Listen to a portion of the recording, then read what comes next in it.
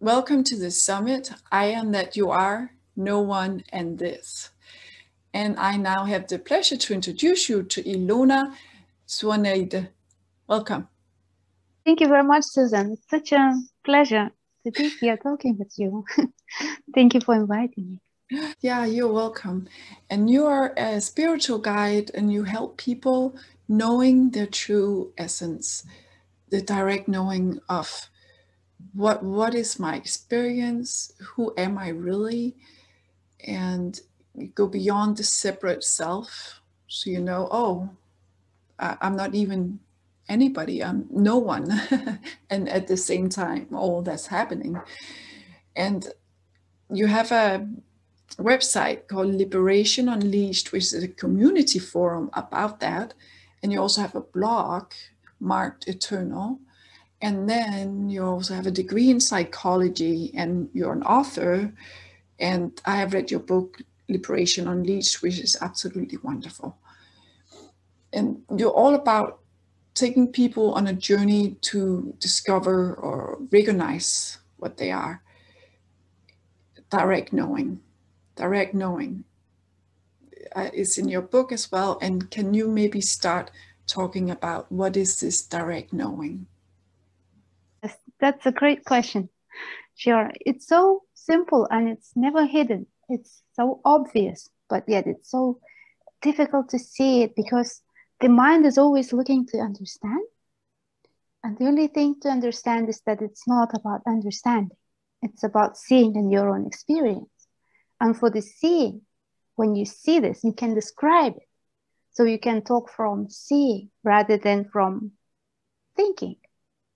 And that's the most difficult thing because most people are lost in the head, lost in thinking that this is the whole world in there. It's so important. But there's so much more than thinking. There's life going on with and without thoughts. And yet we look at the thoughts as if it's the main thing, the main goal, the main pleasure or suffering. It's all happening in the mind.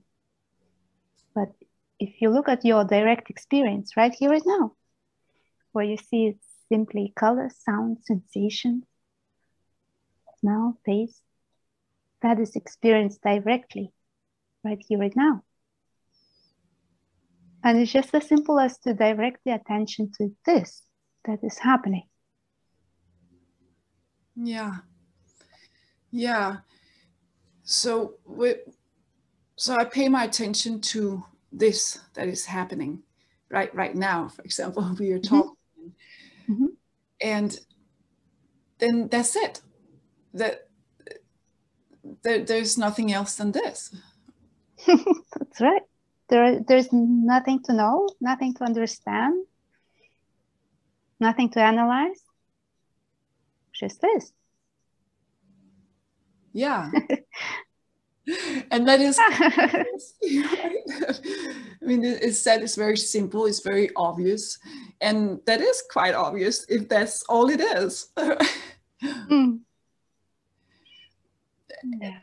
So, but something happens in that, or yeah, well, because something happens all the time. So it's like,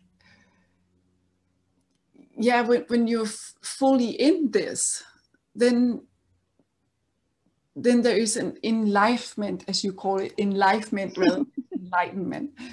And that makes sense because it's like, oh yeah, it's like you're feeling life more, or Yeah, with all the senses.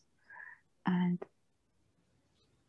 well, the simplicity is this, that this is always here and you're always aware. There is knowing of experience. There is no experience without knowing of it. Like the experience now is known. So that these two words, like the knowing and experience, they seem like there is something knowing of experience. But if you put them together, you just put them and see that it's the same, just from the different side. So that knowing is always stable and the experience is always changing. So we are lost in the changing, looking for something in the changing, when the knowing is always here, it's always present. It's as simple as you know that you are here right now. Just that. Yeah. And you don't need to know anything in order to be. You don't need to understand anything in order to be. You don't need to be anything or anyone in order to be. This being is given. It's like the ground of everything. So the guiding is to help to see that this is always here. There is no need to fix it. There is nothing to fix. There is nowhere else to get. So then the seeking can calm down and start finding this and finding joy in this. Yeah, because there's something in the being that is so joyful or peaceful. Yeah.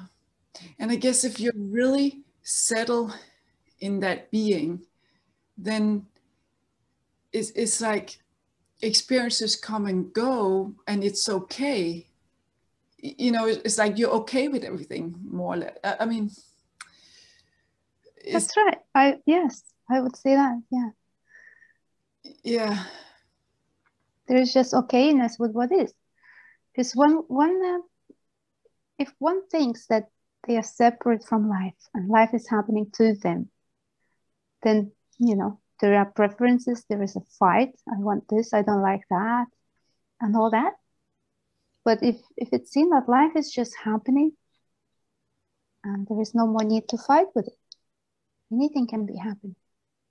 And yes, things happen. And funny things happen, sad things happen, tragic things happen. But there is an inner okayness that, you know, everything has room. It's all life. Yeah. And that okayness in the beingness is also there, I guess, because there is not someone there thinking is existing separate from what's happening, right? It's like it's one with it. So it's like automatically accepted that what's happening is just what's happening, and there's no I actually even there, but it's just yeah, I can see the freedom in, well, it's just what's happening, so that it cannot be otherwise, and that there's no actual me here anyway, so what's the big deal? Really, you know? And that me or that I that we all think and we grow up, you know, thinking that we are, that's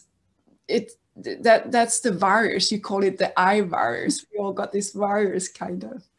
Can you speak a little bit about that?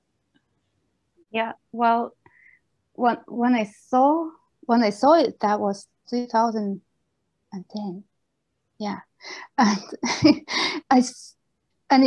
it all made sense to me, because it looked like, you know, the system here, like a hardware, the body and the mind as a software, and it just got infected by this thought, I, me, mine, as a separate agent that is doing everything, that is controlling everything. So it seemed to me like there is something here that is false, that takes over the system and is creating all this havoc, like all this suffering and everything, because everything is around this I, me, and mine, and the whole is lost.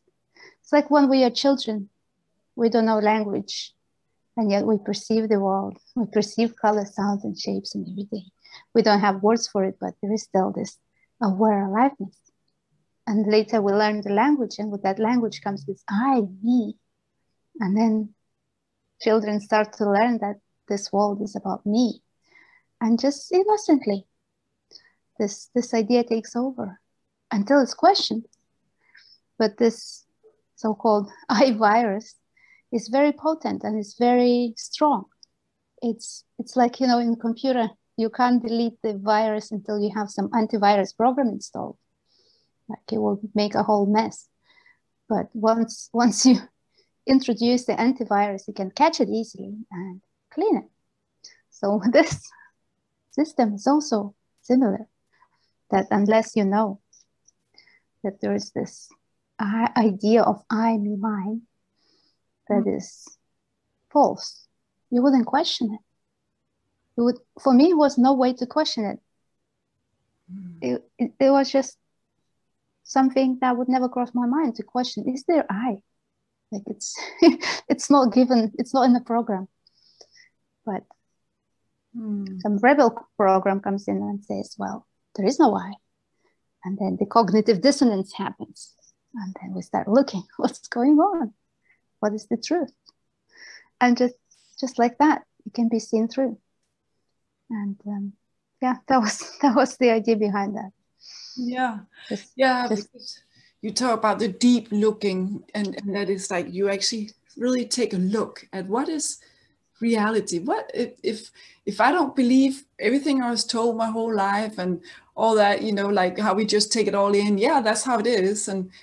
But if I actually really look and say, what is it really from my own experience, from my own direct knowing, then it's like, poof, it just falls apart. Surprise, surprise. Yeah. Yeah. It's so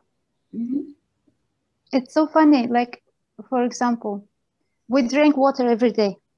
Like we all know what the water tastes like, we know, but there is no word for taste of water. There's not even a word. Yeah. Yeah. And we don't need it. We can drink water without the word.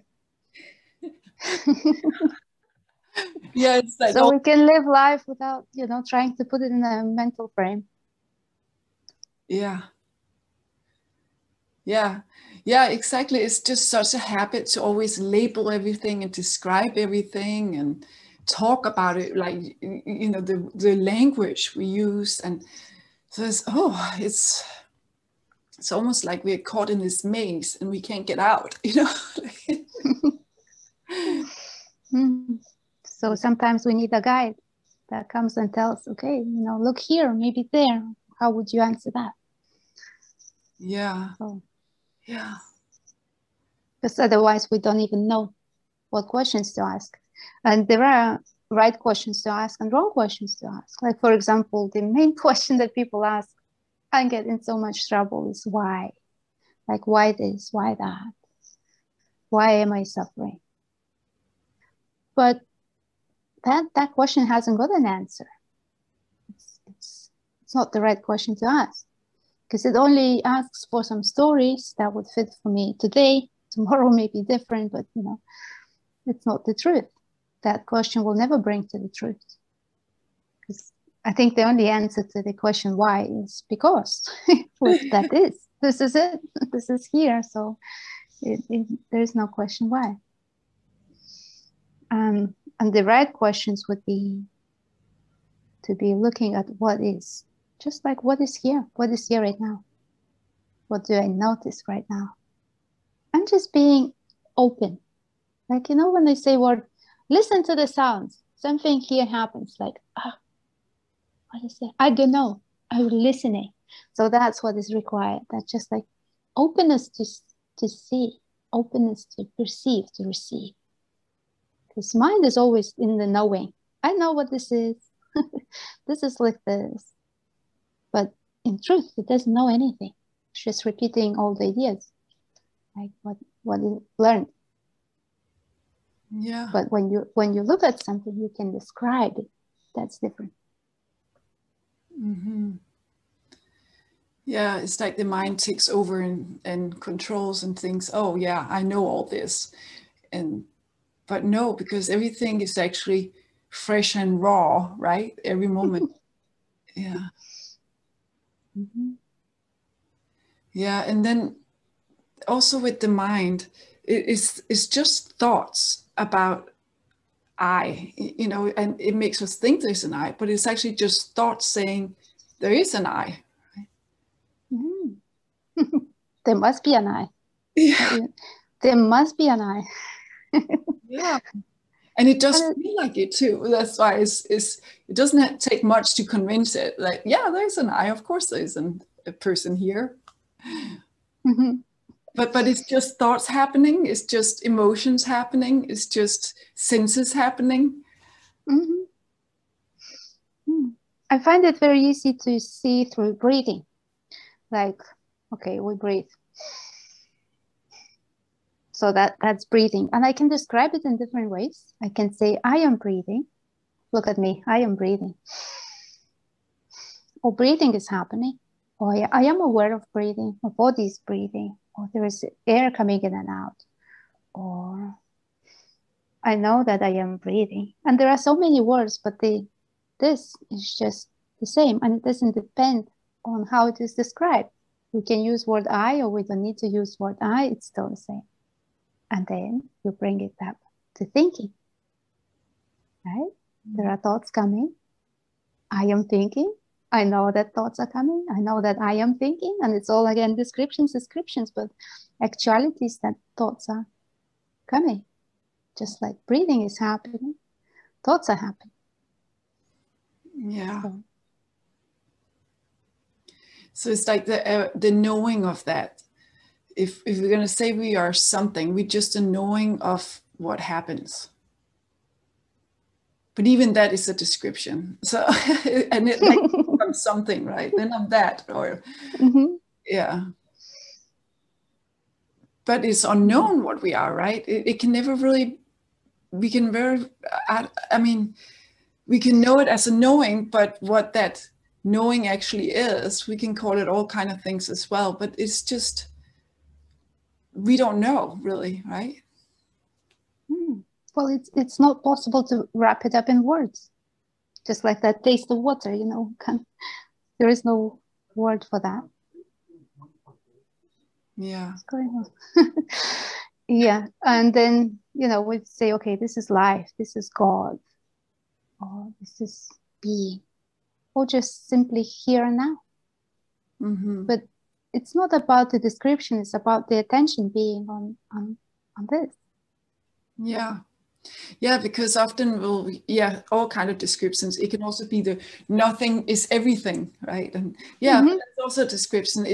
And sometimes it's like, okay, then I'll attach to this word. I'm nothing and I'm no one, and or I'm this. But it's all but of course we have to also we communicate, right? So Sure. the best way of describing things and to communicate to one another, but it's always the experience is the experience and it cannot be described really. Yeah, like if I eat a strawberry and I say, okay, well, it tastes like strawberry, because you had that experience. Mm-hmm. You tasted strawberry. If you haven't, you wouldn't know what I'm talking about. But it's just we are sharing words, a concept, and then we know, okay, in my experience it's like this. Yeah. And then it's also we're not even the experience. I mean, because we are that knows the experience, but we are also the experience at the same time. It's happening. Well, something has happened. Yeah. Right. Okay, we can look at right here, right now. There's this conversation happening. Uh-huh. And I cannot say I am the conversation. It's just this is happening. Yeah. So it's so interesting because there's 7 billion people on Earth, about that amount, and there's no one there really. Or we're all the same, the no. Mm-hmm. It's just happening, and yeah. Yeah, well, there are no separate beings that say it's one being or one here and now, one presence, one life, aliveness, consciousness. It's that consciousness like cut into tiny pieces and put in the little head here and the little head there. No. It may seem like this. Yeah. But it's just a conversation playing out. And where are these words coming from? They are coming from the same place as these words are coming from. Like there is something bigger underneath all words and experiences and appearances. Yeah. Yeah, and that's the mind wants to get what that is, but it can't. So it might as well surrender right away.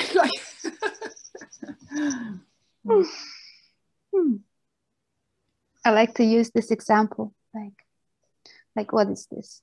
This is a ring, yeah, and it's also gold, yeah? And we can see both. We can see the ring and gold. Yeah. Okay, the ring is a name for the form that gold is taken. And gold can be in many shapes and forms, many different things.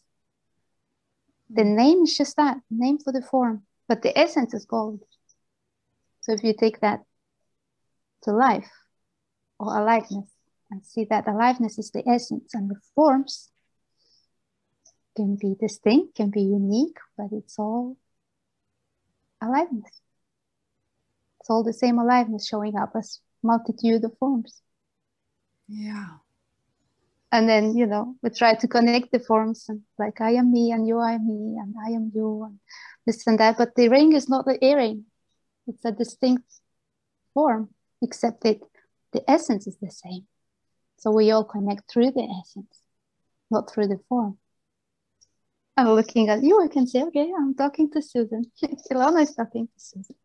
Or I can see that there's this life showing up as this conversation right now. Yeah. Yeah. And however we look at it, it's okay too, right? Like you can be completely identified with your thoughts and your beliefs. It doesn't change anything. It's the truth is the truth, you could say, or reality is reality. Mm-hmm. But if you know the reality, then most likely you will have less suffering in your life, but there is no one there to have a life. That's the thing, right?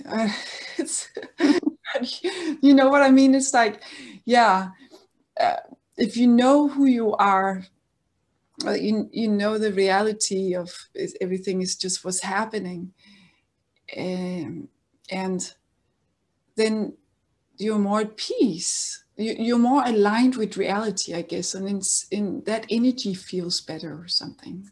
What do you think? Yeah, because well, when we don't know what we are, when we are trapped in thinking that I am this separate entity that has to fight to survive, to become better, and all these stories about it, then there is suffering. But if we know what we are, then there is less fight with what is happening, because it's clear that this is happening. It's nothing I can do to change it. There's nothing needs to be changed. It's what is. And well, practically for me, there was the biggest change when I learned to say yes to everything that is arising here. So, because this suffering is fighting with what is. Like if I'm feeling sad, I don't like to feel sad. I should be happy. That's suffering because I'm already not happy. But if there is sadness and there is acceptance and seeing that, okay, well, sadness came to visit. Let's meet it. Just be fully, truly, deeply sad. Then there is no fight. And that sadness frees itself. Well, but as long as there is even a subtle, tiny wish for that sadness to go away, that's fine. Yeah. But it's a long journey. It unravels step by step, little by little. Like with seeing that there is no self, nothing really changes. Except everything starts looking differently. Yeah. Yeah, and you also point to the fear a lot, like the fear and the resistance. And so when you do the deep looking, you can look into what is it you resist?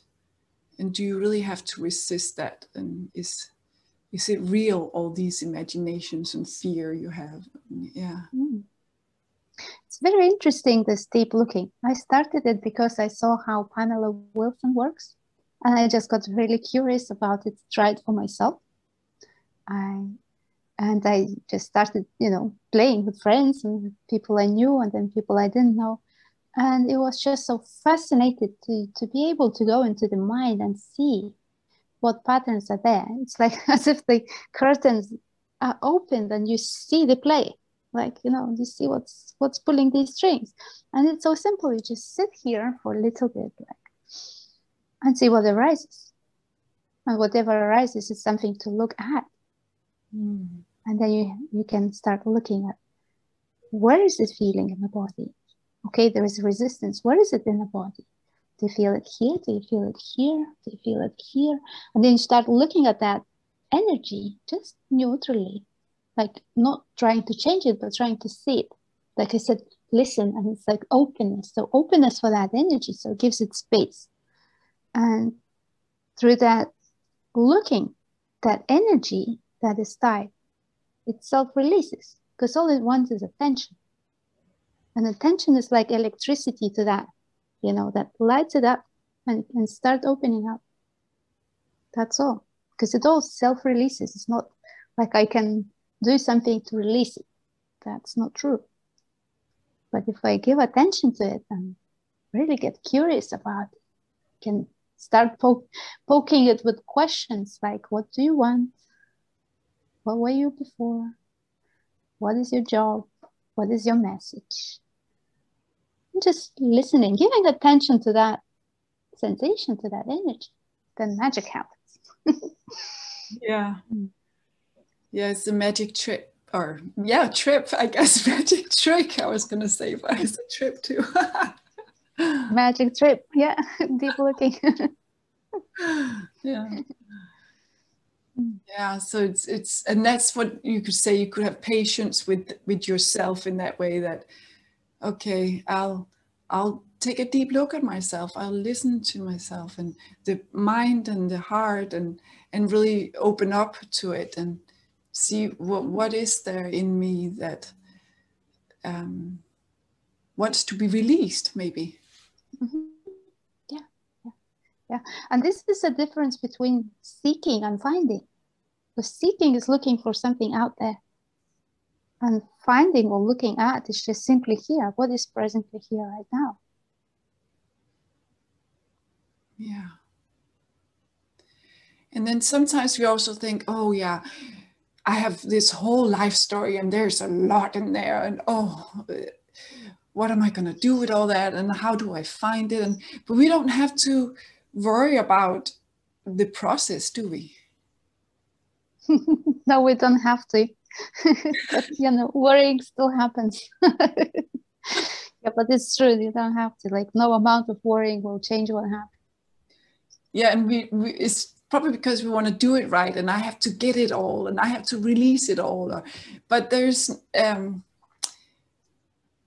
because there's just here now anyway. So all this stuff we think we have is not even there. That is also just thoughts.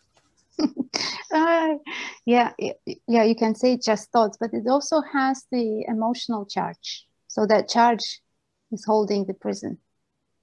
The charge is like, well, something happened in the childhood that really hurt, and child couldn't express his emotions. So to this day, it would be that charge there until it's looked at. And yes, it would come up with all the stories and, situations and the history and sadness and all that. But the exit is just to look into that energy that hasn't expressed yet. And it's just waiting patiently for its time, for the attention, which is quite sweet. So that charge, how do we release that charge?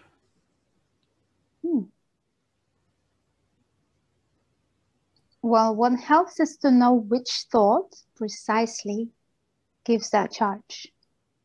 Let's take for example, a very common one. I am not good enough.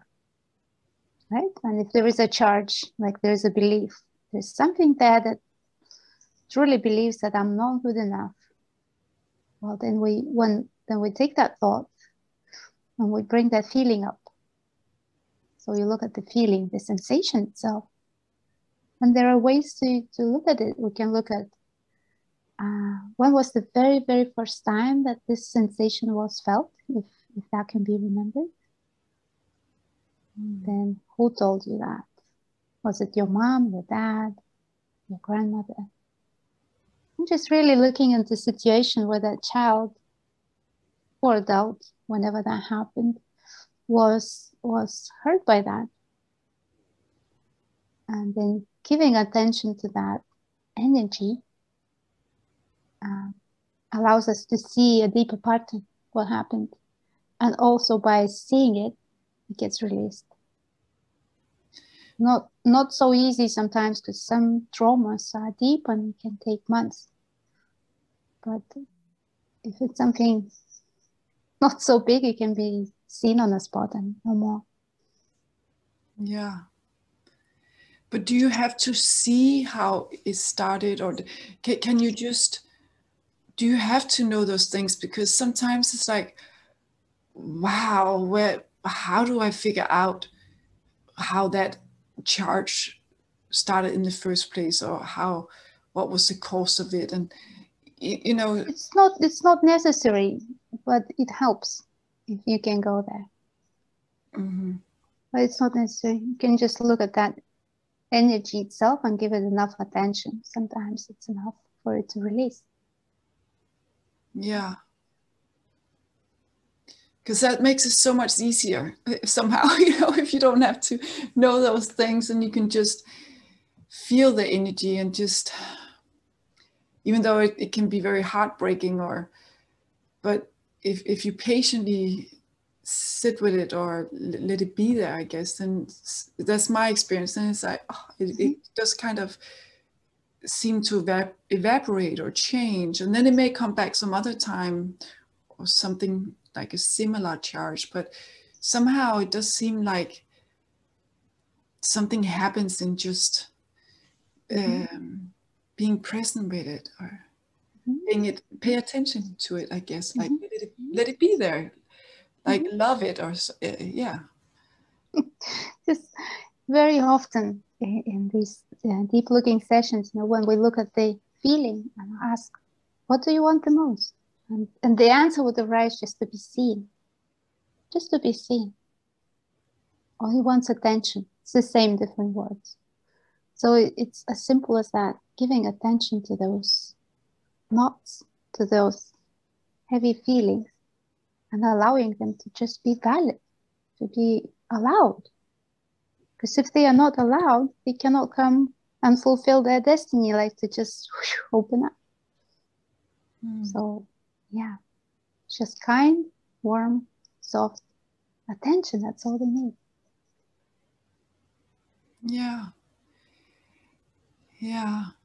And then no one is actually doing that, right? There's again not an I doing that. It just happens. So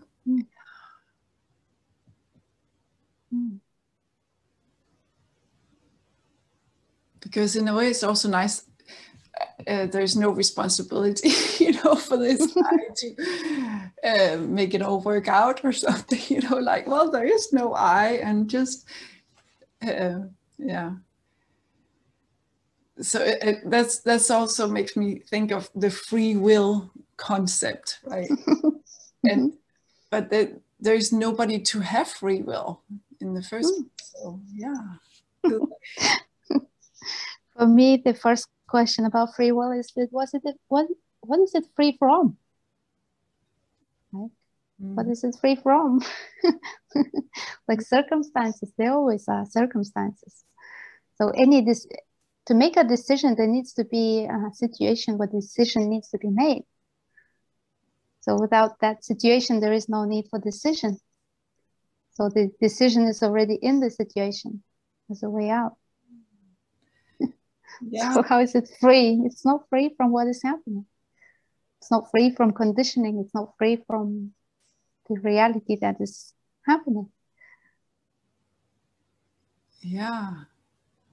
Yeah, it's all intermixed. The environment, you, it's all one. So a situation happens and you make that choice rather than that choice, but that's just part of the whole environment put together, and your conditioning making you have that thought to do that. Yeah.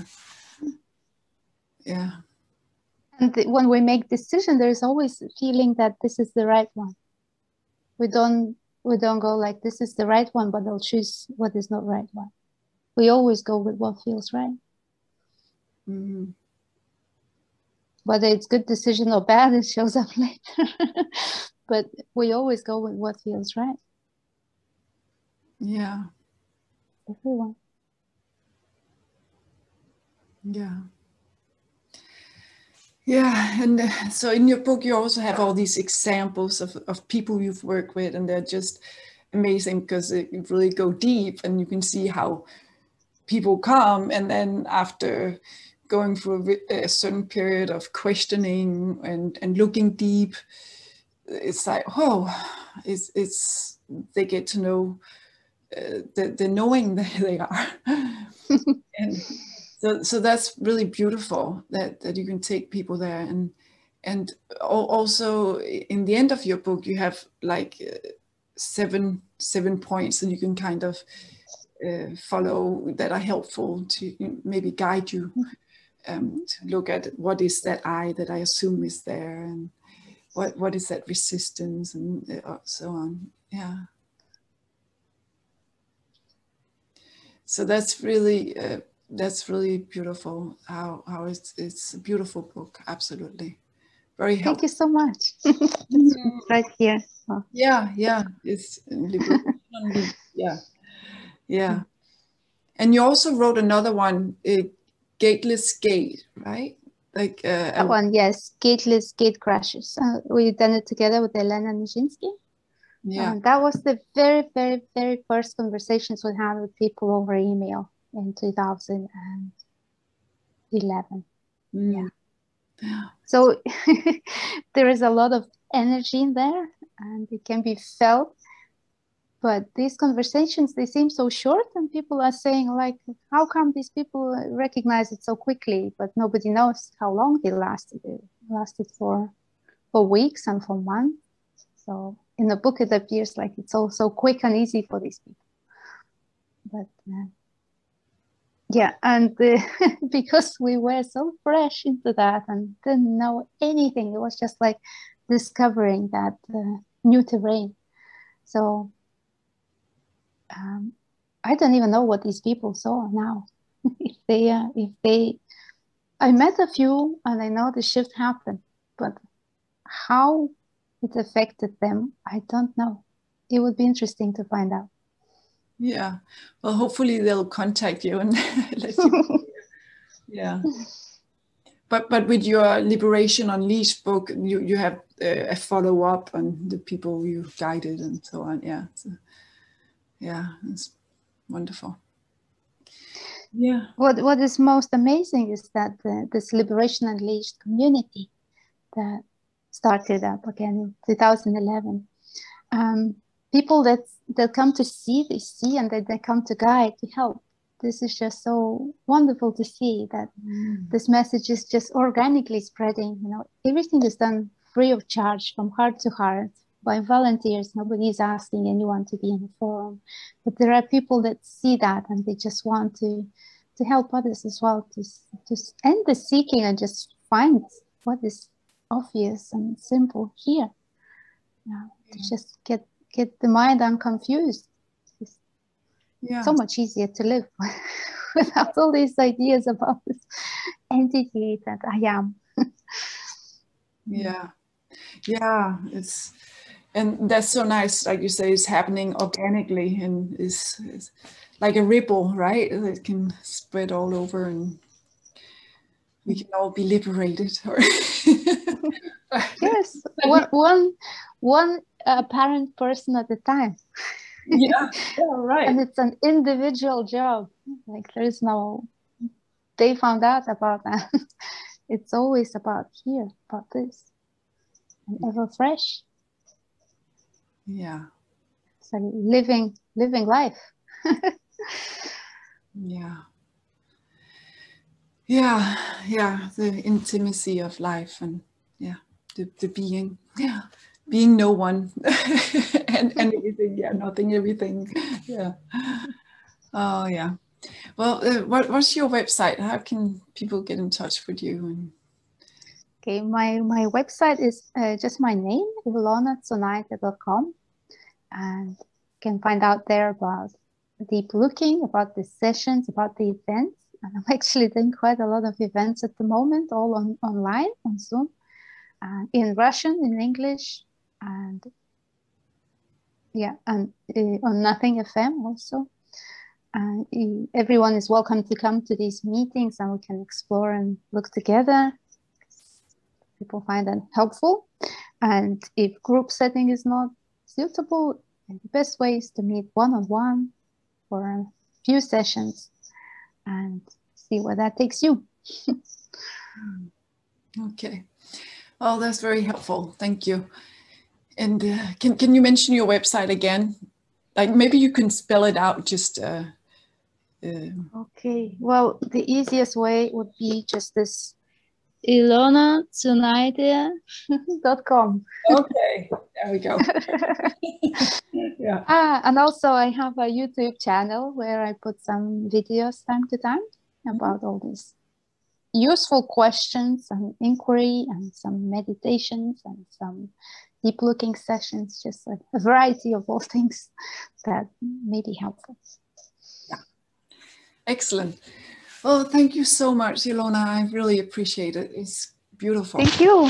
Thank you. So lovely to speak to you. Yeah. Yeah. See you again sometime.